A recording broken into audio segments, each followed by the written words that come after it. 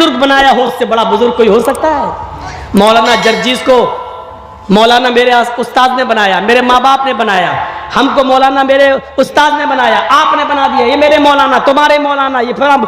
और दुनिया में जो 4 इमाम आए, माफ करना, अल्लाह ने नहीं कहा था कि मैं 4 बुजुर्ग भेजूंगा, ना अल्लाह के नबी ने कुछ पेशीन गोई की। अल्लाह के नबी ने यह तो कहा कि मेरे इंतकाल के बाद कयामत से पहले 30 झूठे रसूल आएंगे जो रसूल होने का दावा करेंगे, 30 झूठे रसूल आए, ये तो कहा। अल्लाह के नबी ने यह तो कहा कि काना दज्जाल आएगा, वो अपने आप को अल्लाह कहलवाएगा, ये कहा, सब कुछ कहा। लेकिन आप चाहते तो यह भी कह सकते थे कि मेरे इंतकाल के बाद 4 इमाम आएंगे, उनमें से किसी एक इमाम की बात आंख बंद करके मान लेना, तुम जन्नत में चले जाओगे। लेकिन यह नहीं कहा आपने। तो 4 बुजुर्गों को बुजुर्ग हमने और आपने बनाया है।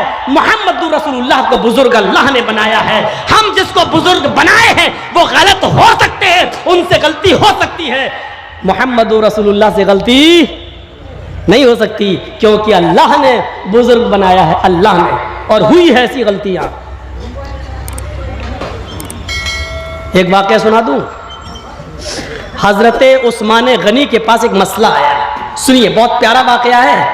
उस्मान गनी के पास एक मसला आया। एक शख्स आया, कहता लगा अमीरुल मोमिनीन उस्मान गनी से, हजरत उमर इस दुनिया से जा चुके हैं, उस्मान गनी खलीफा हैं। क्या कहता है? अमीरुल मोमिनीन, मेरी शादी को 6 महीने हो गए हैं। हजरत उस्मान ने कहा अल्लाह बरकत दे। कहा पहले सुनो तो, बरकत की दुआ पहले ही देने लगे, पहले सुनिए ना।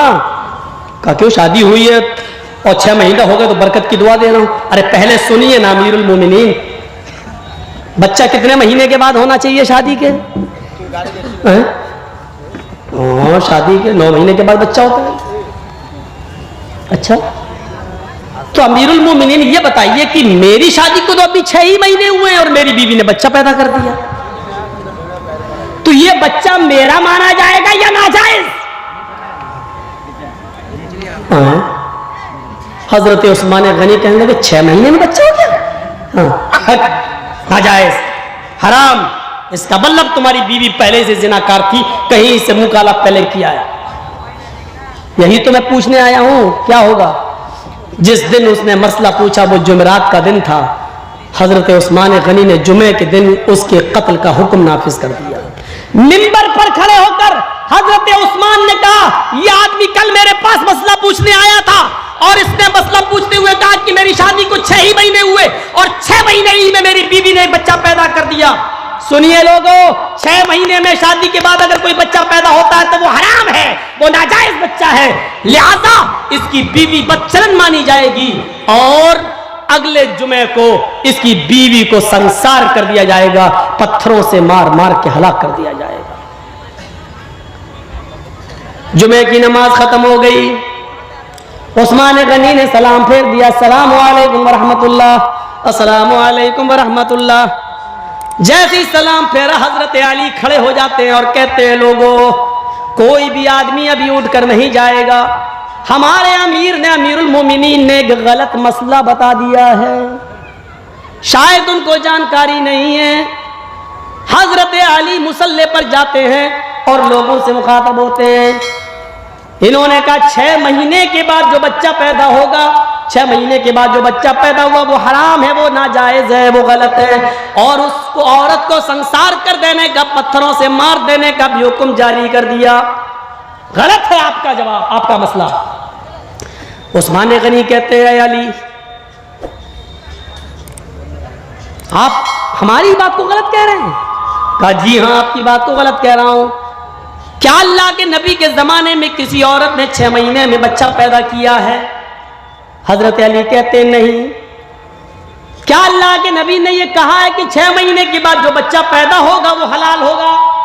अल्लाह के हजरत अली ने कहा खुलकर, तो ये बात भी अल्लाह के नबी ने नहीं कही है, फिर तुम कैसे कह रहे हो कि वो बच्चा जायज है, नाजायज नहीं है? हजरत अली ने कहा अमीरुल मोमिनीन, क्या आप कुरान नहीं पढ़ते हैं? हजरत उस्मान ने कहा कुरान पढ़ता हूं, लेकिन कहां लिखा कुरान में कि 6 महीने के बाद जो बच्चा पैदा हो जाए, 6 महीने में जो बच्चा पैदा हो जाए वो हलाल है? हजरत अली कहते हैं आओ मैं तुम्हें बताता हूं, क्या कुरान के अंदर आपने ये पढ़ा है? क्या कुरान के अंदर आपने पढ़ा है? यह आयत पढ़ी है कि माएं अपने बच्चों को दूध वल वालिदातु युरज़िना औलादहुन्ना हौलैन कामिलैन, माँ अपने बच्चों को दूध पिलाएं मुकम्मल 2 साल, मुकम्मल 2 साल। हाँ, ये पढ़ा है मैंने, 2 साल। कहाँ? कुरान में एक दूसरी जगह अल्लाह ताला फरमाता है व फिसालुहु फियामैन, दूध छुड़ाने की मुद्दत 2 साल में है, यानी औरत अपने बच्चे को 2 साल के अंदर अंदर दूध छुड़ा सकती है। 2 साल पूरे होने के बाद 1 दिन भी ज्यादा नहीं पिला सकती है। अरबी महीने जोड़े जाएंगे, अरबी 2 साल। कहा? हाँ, तो कहा कि 2 साल में दूध छुड़ाएं या 2 साल तक दूध पिलाएं। हजरत उस्मान बिगड़ गए, अरे बात तो एक ही है, तो दूध पिलाने की मुद्दत है ये, बच्चे की बताओ। हम तो कह रहे हैं 6 महीने के बाद जो बच्चा पैदा हुआ वो हराम का, आप हमें दलील दे रहे हैं कुरान से दूध पिलाने की। हजरत अली ने कहा वहीं आ रहा हूं, पहले आपको ये बता दूं कि दूध पिलाने की मुद्दत कितनी है। हजरत उस्मान ने कहा 2 साल। का 2 साल है? हाँ। 2 साल में महीने कितने होते हैं? का 1 साल में 12, 2 साल में 24। का 24 महीने याद रखना कि हाँ, उस्मान गनी ने कहा 24। 24 महीने कितने हुए? का 24 महीने 2 साल। 24 महीने किसके हुए? दूध छुड़ाने के। 24 महीने के बाद दूध नहीं पिला सकती है मां का। अच्छा ठीक है, आइए अब कुरान की तीसरी आयत में बताता हूं।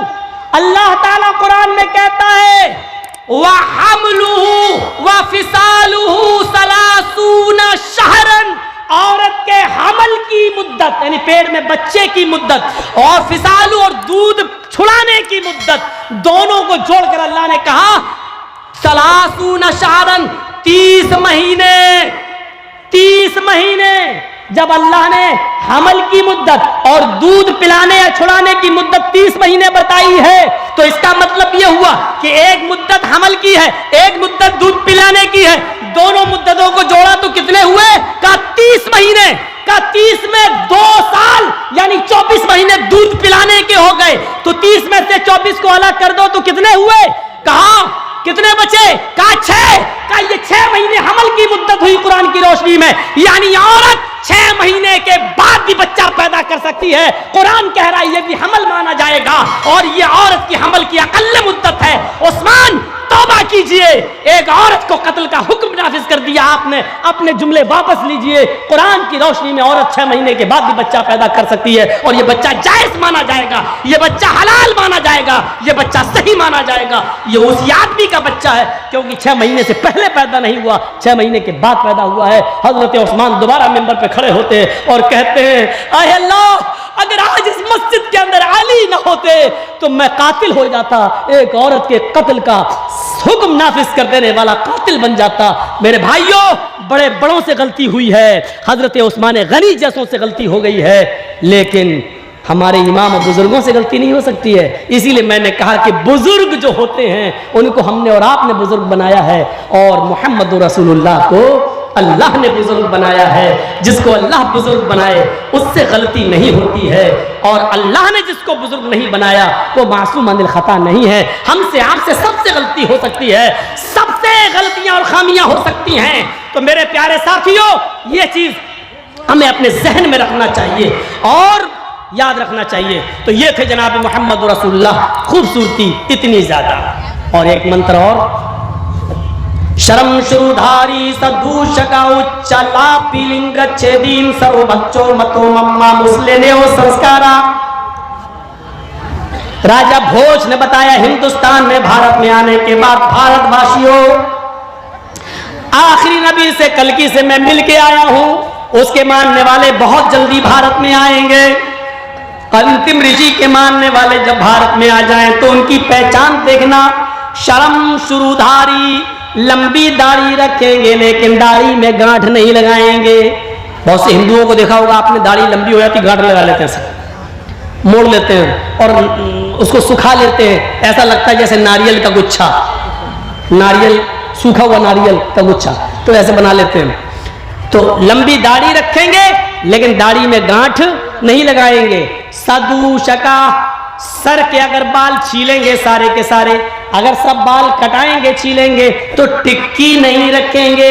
ये चोटी, हमारे हिंदू भाई वैसे पूरे बाल काटते हैं, इतना छोड़ देते हैं, क्या कहते हैं वो, शंकर जी की चोटी से गंगा जमुना निकली है, ये छोड़ देते हैं। तो वो लंबी दाढ़ी रखेंगे, दाढ़ी में गांठ नहीं लगाएंगे, सर के सारे बाल छिलाएंगे, चोटी नहीं रखेंगे, उच्च लापी ऊंचे स्वर में वो जबान से बुलाएंगे, यानी मंदिरों में घंटा नहीं बजाएंगे बल्कि जबान से पुकारेंगे, अर्थात अजान देने वाले होंगे, जबान से बुलाएंगे अल्लाहु अकबर अल्लाहु अकबर, वो जबान से बुलाएंगे, उच्च लापी ऊंचे स्वर में आलाप करेंगे, लिंग छेदीन, और सब की सब खतना कराने वाले होंगे, सब के सब खतना कराने वाले होंगे। और उनकी सबसे बड़ी विशेषता ये होगी सर्वभक्षो मतो मम्मा, वो सब कुछ खाएंगे, शाकाहारी भी होंगे मांसाहारी भी होंगे, वो सब्जी भी खाएंगे और गोश्त भी खाएंगे, लेकिन हर जानवर नहीं खाएंगे। बिना कौलन चपशवश तेषाम, उस वक्त तक वो जानवर का गोश्त नहीं खाएंगे, मीट नहीं खाएंगे, जब तक कि उस जानवर पर कौल न पढ़ लिया जाए, मंत्र न पढ़ लिया जाए, बिस्मिल्लाह अल्लाहु अकबर न कह दिया जाए, उस वक्त तक उस जानवर को वो शुद्ध नहीं करेंगे, हलाल नहीं मानेंगे। वो उस जानवर का मीट खाएंगे जिसको मंत्र के जरिए शुद्ध किया गया हो, यानी बिस्मिल्लाह अल्लाहु अकबर कहकर ज़िबा किया गया हो। अब क्या रह गया है? एक दिन योगी जी मुझे अपने पास बिठा लेना, मैं हिंदी में समझा दूंगा उनको ये मंत्र हैं। अब बताओ मुसलमान कैसे लग रहे हैं तुम्हें? अब बताओ। लेकिन योगी जी बुलाएंगे ही नहीं, उनका धर्म भ्रष्ट हो जाएगा हमसे मिलने के। ऐसे धर्मों का कोई हिसाब है जो हमसे मिलने से भ्रष्ट हो जाए? बहुत से लोगों के निकाह बड़े कमजोर होते। हमारे यहाँ एक मौलवी आया, उसने कह दिया, जिसने मौलवी जर्जीस का तकरीर सुनी उसके निकाह टूट गए। एक मौलाना आया, वो कहने लगा कि जिसने तकरीर सुनी है मौलाना जर्जीस की, वो दोबारा हमसे निकाह पढ़वाए। अब वहां एक आदमी गया, कहता मौलाना साहब मेरा निकाह पढ़ा दीजिए, हम तो सुने आए थे तकरीर।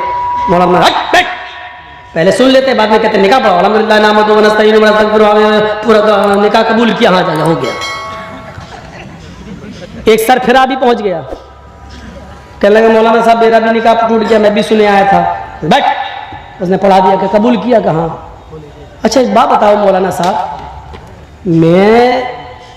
मैंने तकरीर तो बहुत पहले सुनी थी मौलाना जर्जीस की, 3-4 साल पहले, निकाह आपने आज पढ़ाया है, तो बीवी आज ना हलाल हुई कहाँ? और इससे पहले जो हम अपनी बीवी से मिल चुके और 2 बच्चे पैदा हो गए, वो बच्चे हलाल हैं क्या हरामी? कमियां कहीं का आ गया, मेरा इम्तिहान है, उसको भगा दिया। अरे उसका जवाब दो ना, वो बच्चे हलाल हैं क्या हरामी? एक ने तो बड़ी अजीब बात कह दी, बड़ी अजीब। एक आदमी वो कहने लगा कि तुम अपनी बीवी का हलाला कर, क्यों? मौलाना जर्जीस की तकरीर सुन के आए। वो कहने लगा हलाला क्या होता है? कहा कि तू अपनी बीवी का निकाह एक रात के लिए किसी दूसरे मर्द के साथ कर, फिर वो तलाक देगा सुबह होकर, फिर 3-4 महीने के बाद इद्दत पूरी करने के बाद फिर तुम उससे निकाह कर लेना, तुम्हारे लिए हलाल हो जाएगी। वो कहने लगा साहब मेरी बीवी तो नहीं मानेगी, वो तो पक्की वहाबी है, अहले हदीस घर की है। अच्छा, और फिर ऐसा आदमी मिलेगा कौन मौलाना साहब? मान लो हो सकता है निकाह कर ले, कल तलाक न दे तो मौलाना पगड़ी वाले थे, कहने लगे अगर शक है कि तलाक नहीं देगा तो घबराओ नहीं, मेरे साथ कर दो आज की रात निकाह, मैं तो सुबह जाऊंगा, कल तलाक दे दूंगा मैं। अब इसकी खोपड़ी तो भ्रष्ट थी, हाँ इनसे ज्यादा ईमानदार कौन मिलेगा, सबके सामने वादा कर रहे हैं, चलो इन्हीं से कर देते निकाह। अब औरत तो भाई हदीस घर में आया, कहने लगा मौलाना साहब अपनी बीवी से कि तुम्हें हलाला कराना पड़ेगा। वो जानती सब थी, मेरी तकरीरें सुनती है तो वो जानेगी नहीं। कहती हलाला क्या होता है? क्या तुम्हें एक रात के लिए दूसरे मौलवी से निकाह करना पड़ेगा, दूसरे से निकाह करना पड़ेगा? क्या शर्म नहीं आती तुम्हें? बीवी हूं आपकी, हैं? मरते अब कब्र की मिट्टी देखना पसंद कर लूंगी, दूसरे मर्द का चेहरा नहीं, और तुम कैसे हो एक रात के लिए दूसरे के पास भेज रहे हो? तो देख निकाह तो तेरा टूट गया है, निकाह करना पड़ेगा, हमने बहुत अच्छे मौलाना ढूंढ लिए। क्या कौन? तो वो जो आए थे जिन्होंने बुला उनको। औरत बोली बुला उनको, मैं उनसे कुछ बात पूछूंगी। मौलाना साहब आए कि चलो देख भी लेंगे कैसी है शक्ल सूरत की, और बात भी कर लेंगे। वो सामने आकर बैठ गई, खूबसूरत तो थी, मौलवी साहब का दिल ललचा ही गया था पहले से। कहने लगी मौलाना साहब प्रॉब्लम बताइए क्या है? कहा आपके हस्बैंड ने उनकी तकरीर सुन ली, उनका निकाह टूट गया, तुम उनके निकाह में हो इसलिए हलाला होगा। कहा अच्छा हलाला क्या होता कि तुम एक रात के लिए दूसरे के साथ निकाह करना पड़ेगा। क्या उसकी तो गारंटी नहीं है कि वो आदमी तलाक दे दे, फिर क्या होगा, मेरे ये बच्चों की जिंदगी क्या होगी। इसीलिए तो मैं आया हूं तुमसे निकाह करने, मुझसे कर लो, आज की रात रखूंगा और सुबह तलाक दे दूंगा तुम्हें। कहने की अच्छा शादी तो मर्जी से होती है, अगर मेरी मर्जी तुमसे ना हो तो कि नहीं सोच लो भाई, भरोसे वाले हैं हम, कल सुबह तलाक दे देंगे। कहती है मौलवी सुन, अब क्या तकरीर किसने सुनी? का तुम्हारे शौहर ने। शौहर बोला ए बदतमीजी से बात मत कर मेरे मौलाना से। वो कहती है सुन चुप, बदतमीजी निकाह तक करने के लिए लाया, एक रात के लिए इसके पास भेजने के लिए भी तैयार हो गया, इससे बड़ी बदतमीजी क्या होगी। आदमी बोल रहा है तुम बहुत ज्यादा बोल रहे हो, चुप, ये बता कि तकरीर किसने सुनी? कहता मैंने। निकाह किसका टूटा? मेरा। का गलती किसकी थी? का मेरी। तो मैं क्यों हलाला करूं, तू कर हलाला जा। आदमी कह रहा मैं किसके साथ करूं? का इसी साड़ के साथ करने जो आया हुआ है, मेरा क्यों करा रहा है? मैं तो घर में बैठी थी, मैंने थोड़ी तकलीफ सुनी है, तूने सुनी, तू करा हलाला। मौलवी चप्पल उठा के भागा, तीसरे दिन मैं इसके साथ करूंगा। वो भागा सीधे, कहता बड़ी खतरनाक है, और दूसरे दिन तकरीर करता है कि किसी अहले हदीस घर में शादी मत करना, उनकी बकरियां भी अहले हदीस होती है। ये हालात हैं, ये हालात। इन मौलवियों को शर्म नहीं आती? बाकायदा बोर्ड लगे हुए हलाला सेंटर, जिनकी औरतों को तलाक हो गई है, परेशान न हो, 20 साल से लेके 80 साल तक के मौलवी यहां मौजूद हैं हलाला करने के लिए। अरे उसका नाम रख दो किराए के साड़, यहां तैयार हैं। ये किराए के साड़ है, इसका नाम होना चाहिए हरामा सेंटर, नाम रखा गया हलाला सेंटर। शर्म आनी चाहिए, शर्म।